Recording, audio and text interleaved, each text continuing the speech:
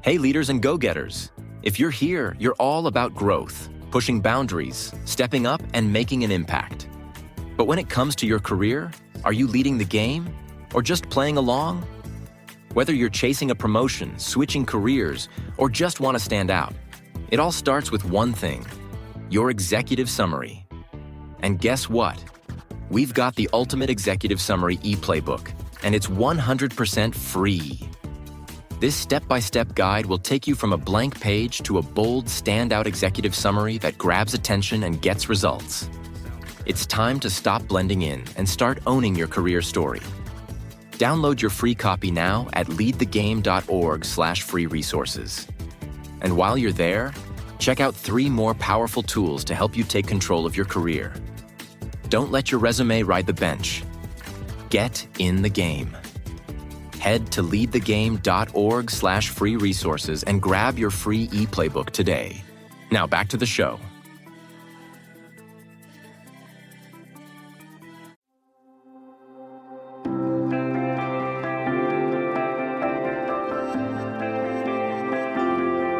Welcome to What's on Your Bookshelf, a life and leadership podcast where we live out loud the pages of the books that are on our shelves, with your hosts, Denise Russo and Sam Powell. Hi, everyone. Welcome back to another episode of What's on Your Bookshelf. This is our life and leadership podcast where we're living out loud the pages of the books that are on our bookshelves. My name is Denise Russo. My co-host and friend is Sam Powell, and together we are reading Cleaning Up Your Mental Mess by Dr. Caroline Leaf. We are in chapter 4, which is still the beginning of the book, and this is the deep chapter because it's about the research. So, Yeah. Sam, how are you doing today? I'm good. I hope you're mentally ready to dive into the research, because she starts this out with, this is probably the most challenging chapter to get through, but it's so necessary because it undergirds, which I had never heard the word undergird before, the scientific nature of the neurocycle method for mind management. And she said that, she also believes and knows that challenging our minds to read difficult material is powerful and not only increases intelligence, but also builds mental resilience. So just reading this chapter will make you smarter and mentally healthier. And isn't that just kind of the whole premise of this podcast, right? Read things that are challenging, read things that kind of stretch how we think, how we perceive the world.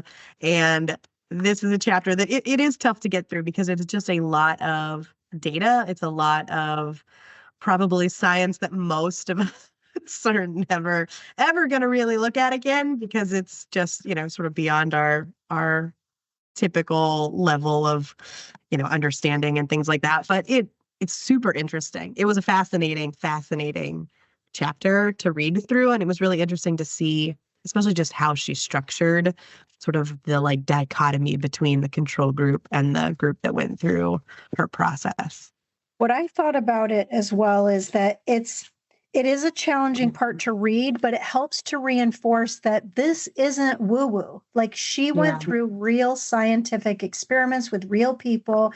And she says in the very beginning of this chapter that your toxic stress and anxiety can be reduced by as much as 81% by using this 5-step neurocycle, which we have not shared yet.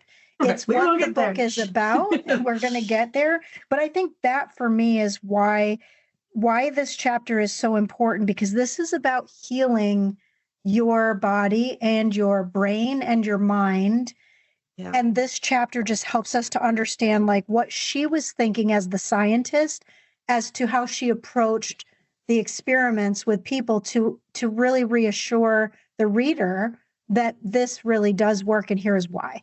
Right. Yeah. And she goes in to talk about, what were the things that they measured specifically, and what did those things mean to us in the world of neuroscience and health and, all of that. And it just is, I found this whole chapter fascinating, and it did just sort of reiterate. It feels like the whole beginning of this book has been this is real. This is how we know this is real.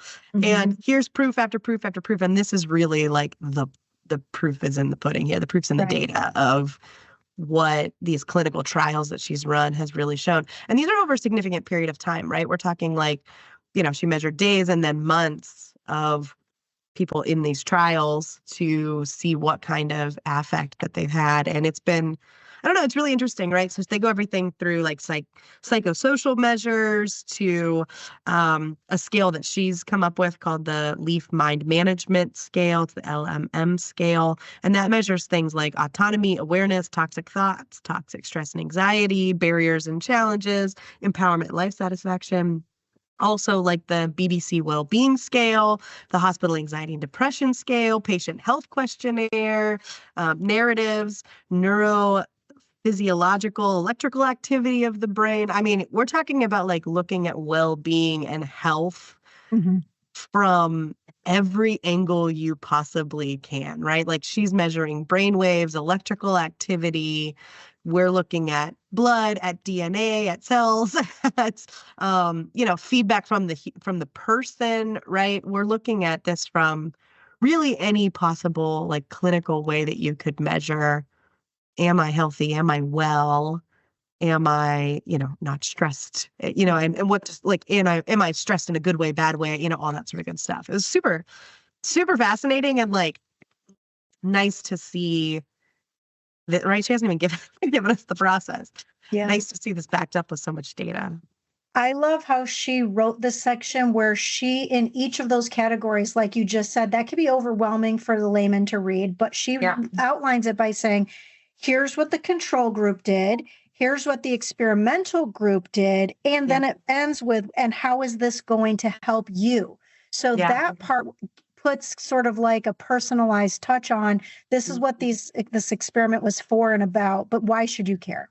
Yeah. It really did make it approachable. So like if you're somebody who is interested in neuroscience, in clinical trials, in, just medicine and science in general, like I think you'd really enjoy this chapter. Like it's definitely challenging, but it's, I think, a good type of challenge. Like I felt that I understood everything because of the way that she broke this down, which I really, really liked. And in the first section, right? So if we're kind of talking about this like piece by piece of, what did we measure and things like that, like she starts with the psychosocial measures. And this is really like, how aware are people of, their problems, of, what's going on with them, their self-regulation, things like that. And, I think we'll kind of see this over and over again. This theme is, it's no surprise, is that the control group had no changes or negative changes with kind of everything. And the experimental group had positive and sometimes extremely positive changes to, to this. And so when they measure, awareness in issues and just like the self-regulation of them, the control group, what I thought was really interesting, got worse. And the experimental group got better. But I thought it was really interesting that like, as we drive awareness, she talks about this, I think, in the first couple of things here, is like, as the control group, right, who didn't go through the process, but as they became more aware of the issues that they were facing with no strategies to fix it, they kind of spiraled almost, is what it felt like. And I just think about that in the terms of like my own life experience of when I became aware of something and didn't have a solution for it, like how terrible that really feels. Yeah. You and I were talking before we started the episode about some personal things and decisions that we're both making. And I do have to thank Sonia Lyre-Burmiski, because her science book 2 years ago taught us how to look through the lens of happiness by using science. And this book is about how to train your mind. And we talked about how your mind is not your brain. Your mind drives things into your brain. Right. This author, Dr. Caroline Leaf, says that you can literally heal your brain with your mind. But I think that by us having gone through an entire year about happiness first, we set the stage for like the positive intelligence piece of it scientifically that says whatever the circumstances that you have now, which is the whole reason we did last year's episodes on obstacles, which was things like that in real life barriers and making bold choices and the fact that life is hard and messy leads us now to saying, okay, you've learned how to be happy. You've learned that life is full of obstacles. Now we are learning how we take captive, maybe through empowerment of our mind and our brains. And so I highlighted a couple things, Sam, on some of the categories that really stood out to me. And so I wonder if maybe you did the same and we just point out a few, since we don't have a lot of time today to go through each one. We always encourage you as a listener to just go get the book. In our show notes should be the link to the book. We have a Substack. Our Substack is WOYB for What's on Your Bookshelf, where we also have the links to the book. You do not have to read the book to hopefully enjoy listening to our stories. But if you really want to change your mind and change your brain, the best way is to do what Coach Wooden's dad taught him, which is to dive deeply and drink deeply from these good books. Yeah, absolutely. Yeah, like you, I highlighted certain things. And I think like when I think about what this journey we've been on with this podcast and you and I growing through these books that we have taken off our shelves and deep diving into, I think that we're hitting a lot of like these first couple categories, right? The autonomy and awareness that she talks about.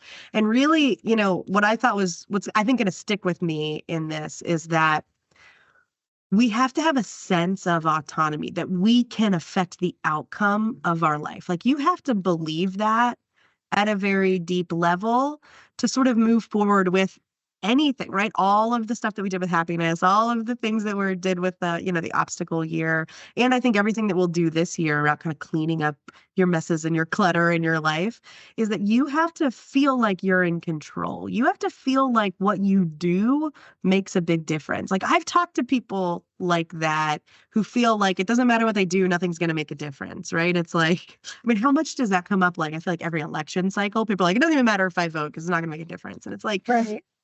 To have that sort of defeatist attitude is fundamentally problem one. I think you've got to get over and really work with. And like, I'm interested when we get to like the solutioning on this, but I firmly believe that, because like, if you don't believe that you can affect the outcome, if you don't believe you've got some control over what happens, like you haven't even stepped up to the starting line, right? Like you can't do anything. Like you are stuck. Like I talk about that with my like kids all the time, right? Like, hey, if you believe that, then it's true, right? If you believe that it's not going to make a difference, then that's true. And you can have that life. You can have that decision. You can have that path, that consequence. It's not going to be fun though, right? Because I know better. I know different. I know that we've got autonomy. I know that we've got control. And I just think that that's such a powerful thing. And that's a lot of, I think, what we're doing through these books is just driving. You and I work with this fundamental sense of autonomy, that we can control the outcome of what we do by how we think and act and believe and all that sort of good stuff. I like how you're describing how to interpret the word believe, because, John Maxwell, who we've both been mentored and taught by, says that you can hope for something. You can hope your life will be different. You can hope for a different job. You can hope for a different outcome. But hope is not a strategy, is the way John teaches it. And hope is not a belief, right? Because hope is like you're saying, well, I hope this could happen, but you do nothing about it. Belief to me is like, if you really believe in something, you're going to do something about that belief. You're going to either invest time or energy or whatever the actions are that are needed to drive forward that belief. She talks about in the book that if you use this in a way to empower yourself to have the life that you really want, and this doesn't mean like the life that you see on television and commercials, like get a big yacht and travel the world. Like there's also reality to life. We're talking about satisfaction in life. And she says that you'll start to see the situation of life as opportunities instead of negative challenges and barriers. That was the entire Ryan Holiday book. The obstacle is the way. Right. Yeah, I think you're spot on with that. And I always think about that. Hope is not a strategy mindset. My favorite definition of hope, I don't remember the exact words of it. I think it's saved as like a screenshot on my phone somewhere.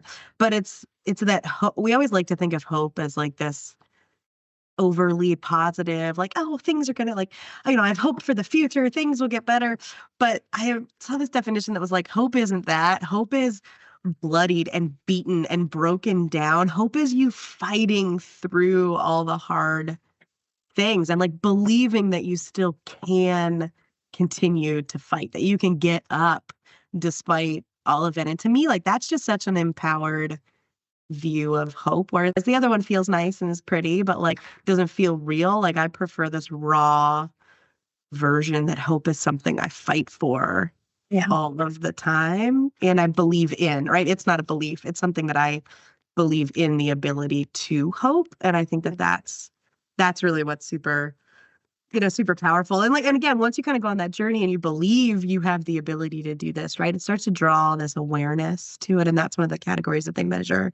And I thought the awareness part was really interesting because she talks about it kind of over and over again in these measurements as she goes. And I'm interested in your thoughts on this because she really talks about as you become aware of the problems, right? As you become aware of like where your toxic thinking, cycles, what your toxic thought patterns are, your toxic stress patterns, like all this kind of stuff, like you actually feel worse for a while until you figure out how to manage it. And so like there's this data kind of over and over again where it's like things just sort of like drop off around like that 14-day mark, right? Where a lot of times people think it takes 14 days to solve it, like, to make a habit, 21 days to get to habit. But like in that time frame, the data kind of over and over again almost drops in the experimental group in a couple of ways of like, I become aware and now I'm like working through it.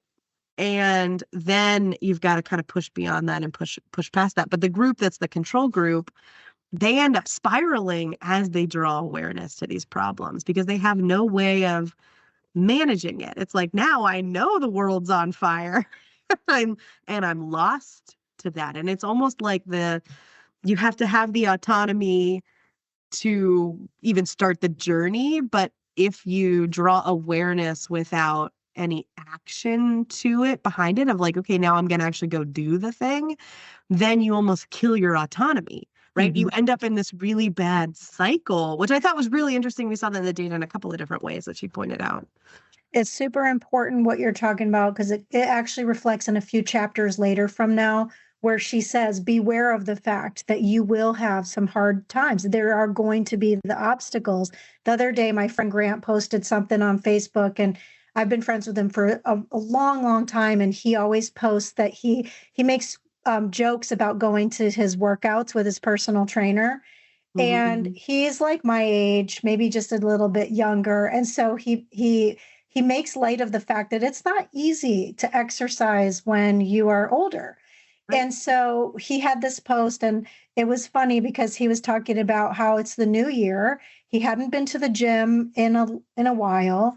And so you get excited, right? You sign up for the membership and you got probably some free goodie bag and you have your plan for how you're going to go around all these different machines. And so the first couple of weeks, that's why they say people drop off of their gym memberships because they don't create the habit. And so he was saying that at the end of this particular session that he was having with his trainer, he said, I felt like I was going to die. And he said, I don't feel good about how I feel right now, but I'm coming back tomorrow. And so the end of the post every time is always positive about like, I'm an overcomer. So when you were telling the story about being kind of beat down, there's that quote that says something, I think Rocky said it, right? It doesn't matter how many times you get knocked down. It just matters how many times you get back up again. Yeah. Yeah. And I think that's, the data is backing up that feeling of like, it will get harder. And she says it will get harder before it gets easier. When you uncover patterns, when you start down this path of working, like the middle is going to feel really, really hard. Yeah. And you've got to have a support system for that. You got to be prepared for that. Right. And I think the gym's the perfect analogy, right? Because that gets a lot harder before it gets easier. And then you get into a place where it's a healthy pattern of stress, right? Like I'm stressing my body in a way that like, I know I can, manage and recover from, but that uphill climb at first is tough and you want to give up. And and the data is really pointing to, and we talked about this last time, but she talks about it here again and again, is like, we're talking 60 plus days to really get to these spaces where things start to feel better, because what the data keeps showing is that that's the point when things in your brain have become like you've reframed your entire, wiring to allow for that to go through, right? And so while you're in that rewiring, while you're in that re-habit formation, it's hard. It is definitely a tough battle. I think anybody who's made change in their life, significant change in their life, can probably just attest to this and, how they feel and just their feedback. I really think that the theme of this episode is about awareness and empowerment. When she's talking about the BBC well-being scale, that is about measuring specific measures for depression and anxiety. And so if you think of somebody that has a high level of stress, maybe even bordering on depression, it is hard to keep getting back up again. But she specifically says, through the research that has been done with these experimental groups, that you will be more energetic and ready for action. You will have better positive interactions with other people. You will be able to come out of it if you have the awareness and the empowerment and the tools that you need to be able to get there. And that's what this book is going to reveal when we get into the cycle, the 5-step cycle, about how will we do it. So this is all the what section. And then we're going to get into the how. But this what is so important, because maybe you'll see whatever your own circumstances is for yourself. Maybe you don't have depression, and maybe you don't think you're anxious, but you do feel tired or fatigued when you get home from work, or you can't wait for Friday, but you dread Monday. Yeah. Yeah. And I think that, and she makes a point somewhere in this chapter that, like, the point is not to get rid of stress. It's not to get rid of anxiety, because anxiety and depression and those feelings serve a purpose. It's to get you out of the toxic realm of that, right? Like when depression gets so low, you're now in like, it's really harmful for you at every kind of physical, mental level it can possibly be. And the data is backing up that it does that to you, right? It has those types of effects on your brain activity, on your hormones, on your blood, on your DNA, like cellular level stuff, right? Like the data that she presents, like, shows that when you get into toxic levels of stress, anxiety, depression, that's when you're long-term affected, right? You can actually measure the effect on your body, and that in turn affects your just overall health, right? You're more susceptible to issues, you're more susceptible to sickness, and all of that.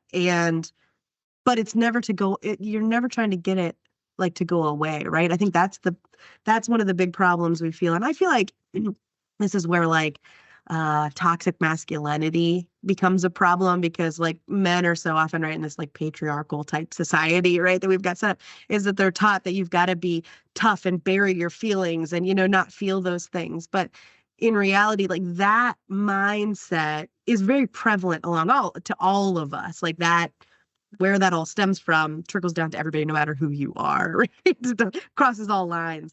And that in itself is really a wrong feeling of like, to have emotional intelligence means you don't feel the emotions. Emotional intelligence is that that is a signal for something and you know how to deal with it. And that's really what we're getting to, is like, through this process, through just, mind management, is that you can take that feeling of anxiety, because every single person will always feel anxiety, right?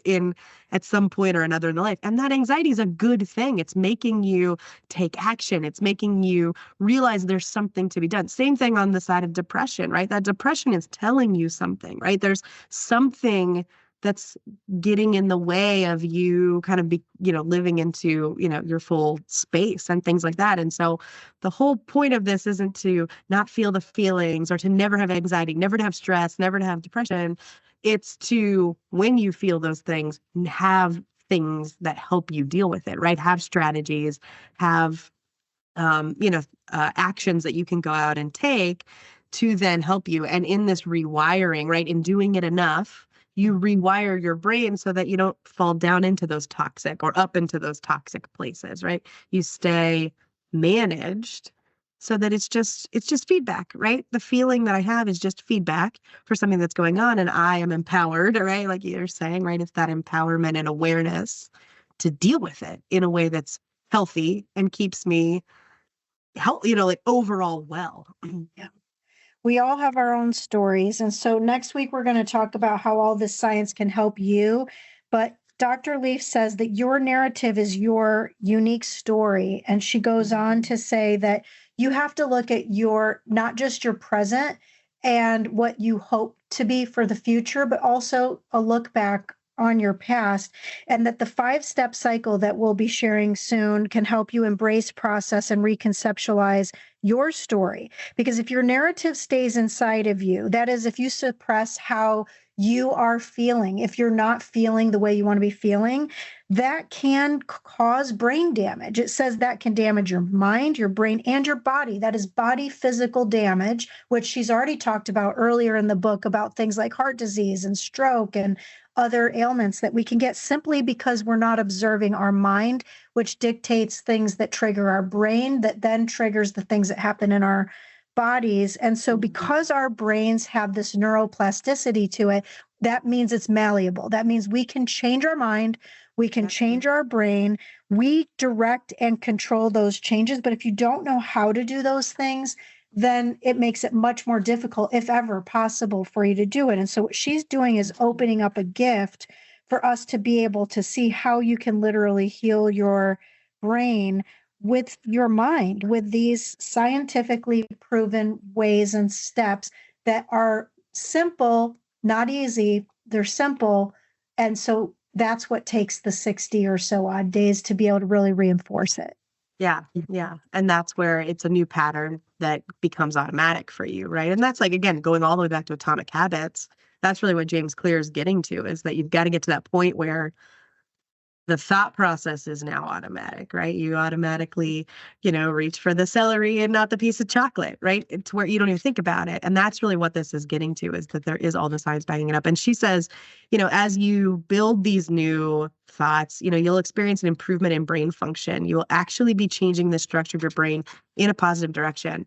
And then she, towards the very end of the chapter, the thing I highlighted and starred is, you may think you are getting away with not dealing with your stuff, but your brain, body, and mind will eventually pay the price. And I felt that in my own life, 100%.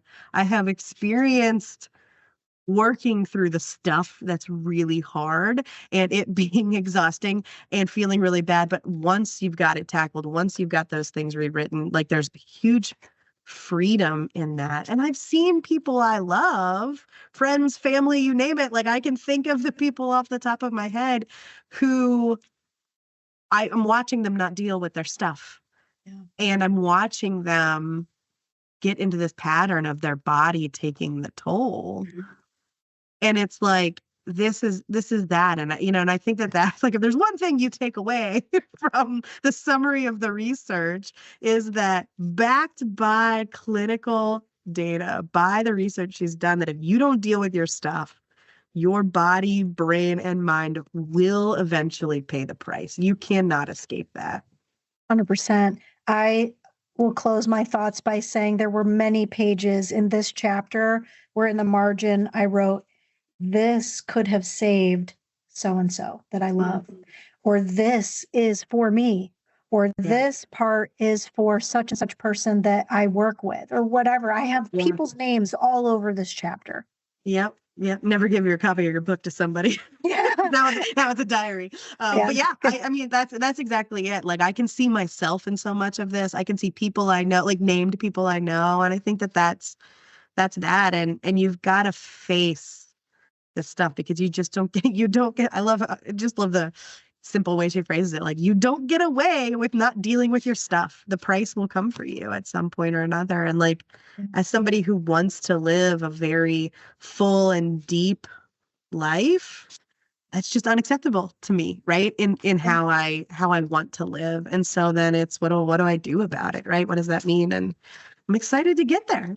Me too. I like that. Unacceptable. So next week, we're going to talk about how when you acknowledge your feelings and optimize your brain function, you get coherent and get empowered, then you are going to actually eliminate things like inflammation in your body. You're going to eliminate elevated cortisol levels. You're going to help your hormones function properly. And you're going to, even at the cellular base level of your body, heal your body just by changing your mind. And so I'm really looking forward to next week when we dive into how the science can help you.